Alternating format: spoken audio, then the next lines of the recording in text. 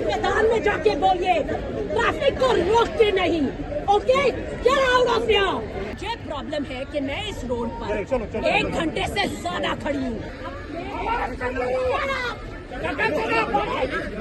ગઈકાલથી જ આ વિડીયો સોશિયલ મીડિયા પર ખૂબ વાયરલ થઈ રહ્યો છે। વાયરલ વિડીયો પછી એની ચર્ચાઓ પણ ખૂબ થઈ। એ મહિલા જે ગુસ્સે થાય છે, જે આક્રોશિત થાય છે, પોતાના બાળકને મળવા માટે જાય છે અને રસ્તામાં જ્યારે આવો ટ્રાફિક જોવે ત્યારે એનું સ્વાભાવિક આ રિએક્શન હોઈ શકે છે। આખી ઘટના પર વિસ્તારથી વાત કરવી છે અને માત્ર એ મુંબઈની સમસ્યા નથી।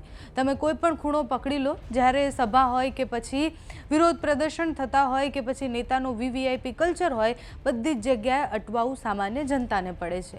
નમસ્કાર, આપની સાથે હું છું પાયલ।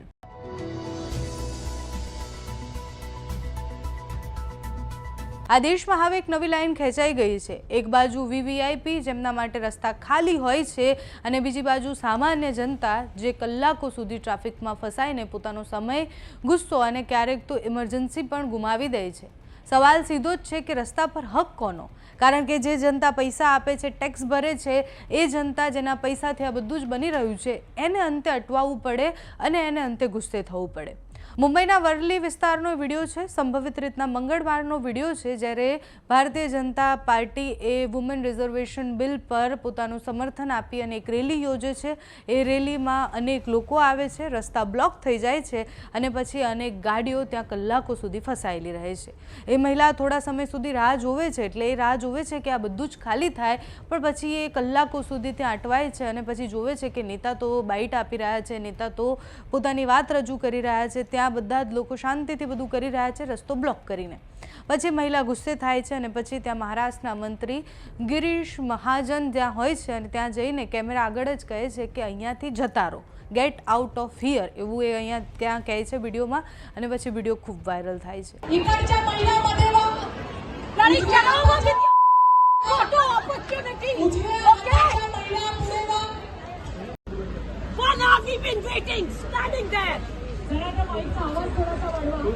हाँ बढ़ाओ। Yes, I want traffic moving. Wherever you want to shout, वहाँ मैदान में जाइए, रोड पर नहीं। मैं यहाँ पे 4 बार पुलिस से बात कर चुकी हूँ। Listen, enough. Get out of here. You want to shout? There is a big field there. Shout there. मैदान में जाके बोलिए, ट्रैफिक को रोकते नहीं। Okay, get out of here.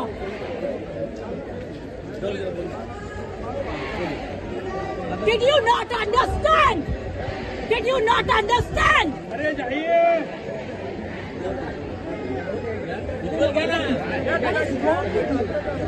No, what is wrong with you? There are hundreds of people waiting. There is an empty ground there. There is an empty ground. Yes. Get out of here. मैं बात करता हूँ। मेरे से कोई बात नहीं करेगा। यहाँ से इस ट्रैफिक को हटाओ। हटाओ ना। किसी से बात नहीं करनी है। आप कहाँ रहते हैं? यहाँ रहते हैं। चलो, आपको क्या प्रॉब्लम है? मुझे प्रॉब्लम है कि मैं इस रोड पर चलो, 1 घंटे से ज्यादा खड़ी हूँ। क्यों खड़ी हूँ? कहाँ पे वहाँ व्हीकल है आपका? चलिए। चलो आवाज कम करो। आवाज कम करो। ગુસ્સામાં બોલાયેલા એ શબ્દો અને એ મહિલાના મોઢા પર જે આક્રોશ દેખાય છે એ કલાકો સુધી ટ્રાફિકમાં ફસાયા પછીનો આક્રોશ છે। પણ માત્ર મુંબઈની આ સમસ્યા નથી। તમે ક્યાંય પણ જાઓ એટલે તમે જુઓ કે નેતા આવવાના હોય તો એના પહેલાંથી જ રસ્તા ખાલી કરી દેવામાં આવે છે। એ વીવીઆઈપી કલ્ચરના કારણે કલાકો સુધી લોકોને ત્યાં અટવાવવું પડે છે અને પછી લોકો પૂછતા નથી, બોલતા નથી। જ્યાં સુધી લોકો નથી બોલતા ત્યાં સુધી કોઈ સવાલ જ નથી હોતો। એકાદ મહિલા જ્યારે બધાનો અવાજ બની અને આવી રીતના બોલે છે, મંત્રી સામે બોલે છે, ત્યારે બધા જ લોકો સવાલ કરવા ઉપર આવે છે। આ વાયરલ વિડીયો થયો એના પછી મંત્રીનો પણ જવાબ આવ્યો કે સ્વાભાવિક રીતના એમનો આક્રોશ છે એ બરાબર જ હશે, પણ એ જે રીતના વર્તન કરી રહ્યા છે, એ છૂટું જે ફેંકી રહ્યા છે એ ખોટું છે। એટલે એ વિડીયોમાં દેખાય પણ છે કે છૂટી બોટલ ફેંકે છે અને પોતાનો ગુસ્સો આક્રમકતાથી વ્યક્ત કરતા હોય છે। પ્રશ્ન કોણે કેટલો ગુસ્સો કર્યો કે પછી કોણ કેટલું સાચું એના કરતાં પણ વધારે સામાન્ય જનતા માટે હોય છે કે એ જનતા જે ટેક્સના પૈસા આપે છે, એ જનતા જે તમને નેતા બનાવે છે, એ જનતા જે તમને મંત્રી બનાવે છે, અંતે એની સામે કોઈ જ નથી જોતું। એને ઊભું રહેવું પડે છે કલાકો સુધી લાઇનમાં. એટલે જ્યારે અમે પેટ્રોલની અછતવાળી વાત બહુ જ વાયરલ થઈ, એના પછી લોકોએ જ્યારે પેટ્રોલ પંપ પર લાઇનમાં ઊભું રહેવાનું શરૂ કર્યું તો એ લોકો એ જ કહી રહ્યા હતા કે અંતે સામાન્ય જનતાએ જ લાઇનમાં ઊભું રહેવું પડે છે, અંતે સામાન્ય જનતાએ જ કલાકો સુધી ઊભું રહેવું પડે છે, કારણ કે એમના વિશે કોઈ જ નથી વિચારતા. તો અત્યારે તો એ વિડીયો ખૂબ વાયરલ થયો એટલે એ વિષય પર વાત કરી છે. બાકી આવી બહુ જ બધી ઘટનાઓ હોય છે જેમાં લોકો બોલતા નથી. મહિલા બોલ્યા એટલે સવાલો થયા, મહિલા બોલ્યા એટલે એક મહિલાનો ઉઠેલો અવાજ એ મંત્રીને પણ એ રિયલાઇઝ કરાવે છે કે આપણે જે આ કરી રહ્યા છીએ એ ખોટું છે. તમારું આ વિષય પર શું માનવું છે અમને કમેન્ટ્સમાં જણાવજો. અત્યારે આ વિડીયોમાં બસ આટલું. જો તમે અમને યુટ્યુબ પર જોઈ રહ્યા હોય તો સબસ્ક્રાઇબ કરજો, ફેસબુક પર જોઈ રહ્યા હોય તો ફોલો કરજો, અમારા વિડીયોને લાઇક અને શેર કરજો.